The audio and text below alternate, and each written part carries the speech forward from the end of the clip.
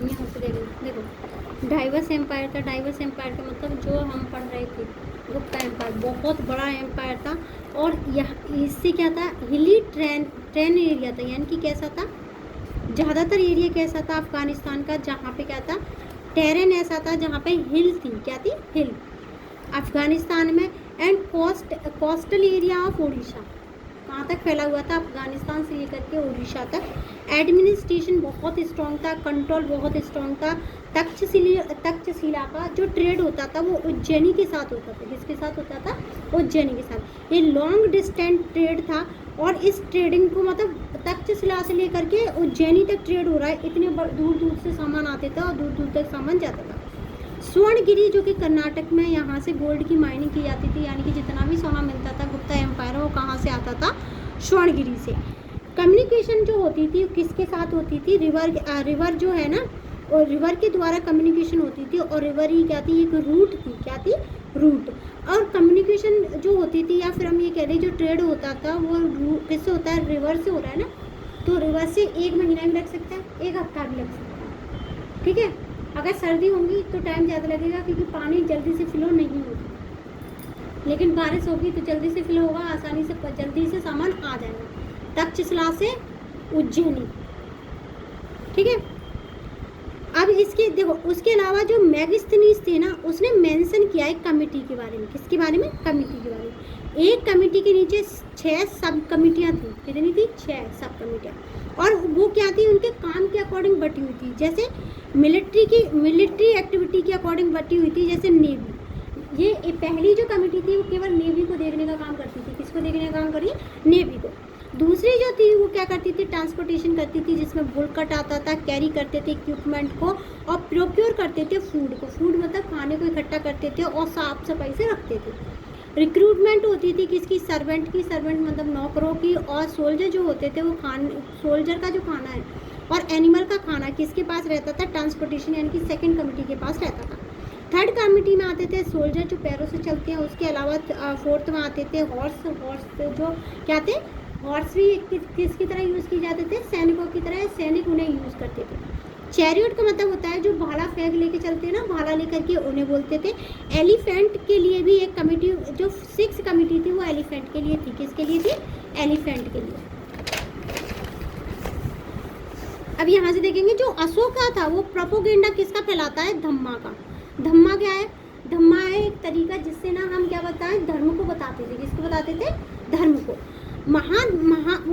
धम्मा महात्मा क्या था, जो वेलबींग के लिए, किसकी वेलबींग के लिए, पीपल की वेलबींग के लिए सोचता था या उन्हें बताता सही गलत में अंतर। स्प्रेड करता था, क्या करता था, स्प्रेड करता था मैसेज को, पूरे किसके, धम्मा के मैसेज को सारे लोगों को बताने का काम किसका था, धम्मा महात्मा का काम क्या था, धर्म को बताना। मौर्यन एम्पायर जो था मेजर क्या था, इसमें लैंडमार्क आया था। अच्छा ये क्या, यहाँ से क्या है कि हमारे लिए क्या बेनिफिट हुआ इसका मौर्यन एम्पायर आने का। तो क्या था, उस टाइम पे ब्रिटिश थे, बहुत बड़ा लैंडमार्क था। लोगों को पता चल गया था कि ना मतलब इंडिया से ये बोलते थे ब्रिटिश लोग कि तुम्हारी तो कोई हिस्ट्री नहीं है, तुम्हारा तो कोई बैकग्राउंड ही नहीं है। तो यहाँ पे जैसे ही मौर्यन एम्पायर के बारे में क्या हुआ, मतलब एविडेंस मिले तो उन्हें लगा कि हाँ इनका इतिहास था। क्या था, इनका इतिहास था। पावरफुल था अशोका, हम्बल था, स्ट्रॉन्ग एम्पायर था, और ये अडॉप्ट करता था टाइटल, जैसे राजाओं के राजा अधिराज, सुना है ना सबने, उस तरीके की टाइटल ये लेते थे। और 150 बीसी जो हमारी एनसीईआरटी कहती है 150 बीसी में ही क्या हो गया, मॉडर्न एम्पायर ख़त्म हो गया। इनसे बहुत सारे लोगों ने इंस्पायर हुए, जैसे हमारे जो फाइटर थे, जो फ्रीडम फाइटर थे, वो बहुत सारे लोग इंस्पायर हुए कि उस टाइम पे भी लोग थे, उस टाइम पे भी एम्पायर बना, इतना बड़ा एम्पायर हमारे देश के लोगों ने बनाया, तो उन्होंने क्या लिए, इंस्पायर हुए थे। अगर सेकंड बीसी की बात करें तो चीफ टाउन आ गए थे, किंगडम क्या हो गए थे, इमर्ज होने लगे सब कॉन्टिनेंट में, कहाँ, इंडिया के। New notion of the kingship देखिए, किंगशिप का मतलब होता है खानदान। इसमें चेरास, पंड्यास और चोलास। चेरा इस वाले एरिया में थे, अगर हम डेक्कन प्लेटू की बात करें नीचे वाले हिस्से में, चोलास यहाँ थे और पंड्यास यहाँ थे। इन्हें बोलते थे तमिलकम। क्या बोलते थे, तमिलकम। तमिलकम एरिया इस वाले एरिया को बोलते थे। तमिलकम किसे बोलते हैं, जिसमें चेरा, चोला और पंड्या तीनों ही राजा आ जाए उसे बोलते थे तमिलकम। क्या बोलते थे, तमिलकम। ये कौन कौन सा हिस्सा था तमिलकम में? आंध्र प्रदेश, केरला, तमिलनाडु। कौन सा था? आंध्र प्रदेश, केरला, तमिलनाडु। स्टेबल और प्रॉस्पर क्या था हमारा? नेशन था इनके टाइम पे। सोर्स कहाँ है, कहाँ से पता चलता है? संगम लिटरेचर से ये बात पता चलती है। किंग और चीफ पता चलते हैं। शतवाहना, किंग और चीफ किस में होते थे? शतवाहनास में होते थे। ये वेस्टर्न और सेंटर पार्ट में इस इलाके में रहते थे। और ये क्या थे? राजास। क्या थे ये? राजास। ठीक है, शतवाहना क्या है? राजाओं के नाम। क्या है? राजाओं के नाम। सकास क्या है? सेंट्रल एशिया में किंगडम बनाते थे। इन दी नॉर्थ वेस्टर्न, कहाँ पे? नॉर्थ और वेस्टर्न पार्ट में। ये क्या थे? ये भी राजास थे। क्या थे? राजास। लॉन्ग डिस्टेंस ट्रेड करते थे नॉर्थ वेस्ट में और वेस्टर्न सब कॉन्टिनेंट में। कहाँ करते थे? वेस्टर्न सब कॉन्टिनेंट में। सतवाहनास क्या थे? सोशल स्टेटस रखते थे, वो सोशल स्टेटस रखते थे। उसके अलावा डिवाइन किंग का इनके पास स्टैचूस होते थे। देखो सतवाहना के पास भी स्टैचूस है और इनके पास भी स्टैचूस है। ये डैटी की मूर्ति बनाते थे। कुषाण क्या थे? कुषाण इन्हीं के टाइम पे आए थे। कुषाणों के पास भी डैटीज की क्या होती थी? मूर्तियाँ होती थी। कोलेसाल जो क्या थे? इनके पास भी मूर्तियाँ होती थी। कुषाण क्या थे? बहुत बड़ा किंगडम था। ये मात मथुरा यूपी से भी इसके एविडेंस मिलते हैं। अफगानिस्तान में कुछ स्टैचूज, वो स्टैचूज इन्हीं के जैसे मिले हुए हैं। कंसीडर करते हैं कैसे कि ये लाइक गॉड। ये क्या करते थे? जैसे इनके लोग मर जाते थे या कुछ भी हो जाता था तो उन्हें कैसे मानते थे? भगवान की तरीके से ही मानते थे। उनकी पूजा अर्चना ये लोग करते थे। उसके बाद जो कुषाण थे उन्हें देवपुत्र बोलते थे, यानी कि गॉड ऑफ सन बोलते थे, यानी कि भगवान के बच्चे बोलते थे इन्हें। ये चाइनीज उससे मतलब चाइना से इंस्पायर थे। इन्हें सन ऑफ हेवन भी कहते थे। किसको? कुषाण को। अब जो बास्ट किंगडम था इसमें सेंट्रल एशिया से आया था। नॉर्थ वेस्टर्न था। हिस्ट्री बताती है कि टेक्चुअल और इंस्क्रिप्शन, यानी कि बुक से और इंस्क्रिप्शन से पता चलता है कि कुषाण ऐसे थे। उसके अलावा पॉइंट से पता चलता है, स्कल्पचर से पता चलता है। अब 4th सेंचुरी में सबसे बड़ा जो स्टेट, 4th सेंचुरी क्या थी? बड़े बड़े जो गुप्ता एम्पायर आए। कौन सा एम्पायर आया? गुप्ता एम्पायर।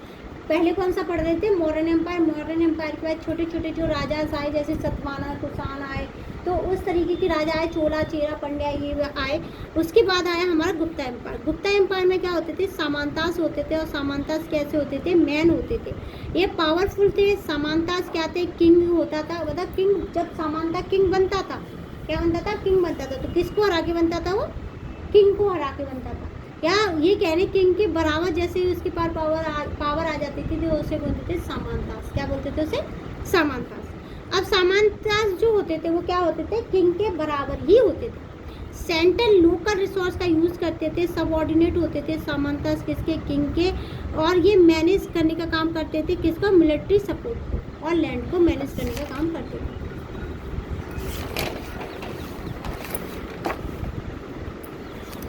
लिटरेचर से कौन सी इंस्क्रिप्शन से पता चलता है? और प्रशस्ति बताती हैं जो कि पोएट ने लिखी हुई है, जो कि कवि ने। फैक्चुअल इन्फॉर्मेशन थी इनमें, किसमें? प्रशस्ति में। कंपोजिशन था। ट्रेजर यानी कि सुख के बारे में, यानी कि उनकी प्रशंसा के बारे में बताया गया। वर्क ऑफ पोएट्री बताती हैं कि प्रयाग प्रशस्ति जो थी अलाहाबाद पिलर से मिली हुई है। इंस्क्रिप्शन है। क्या ये? इंस्क्रिप्शन संस्कृत में लिखी हुई है। और हरिसेन ने लिखी है। क्वेश्चन ऐसे ही आता है कि हरिसेन ने कौन सी प्रशस्ति या हरिसेन ने मतलब प्रशस्ति जो लिखी है वो कहाँ से मिली है? तो कहाँ है? इलाहाबाद से संस्कृत में लिखी हुई है और प्रयाग प्रशस्ति से कहते हैं। किसके कोर्ट में थे? समुद्रगुप्त के में थे। सबसे पावरफुल राजा माना जाता था 4th BC में। चेंजिंग कोर्टयार्ड का मतलब क्या होता है?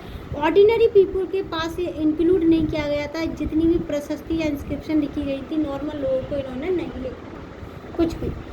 और उसके अलावा एंथोलॉजी का मतलब क्या होता है? जो जातका की कथांशी या पंचतंत्र जो था उसे ओरल कहानियाँ होती थी जिसमें क्या है? पाली भाषा में लिखी थी और 1st मिलेनियम पहले लिखी थी।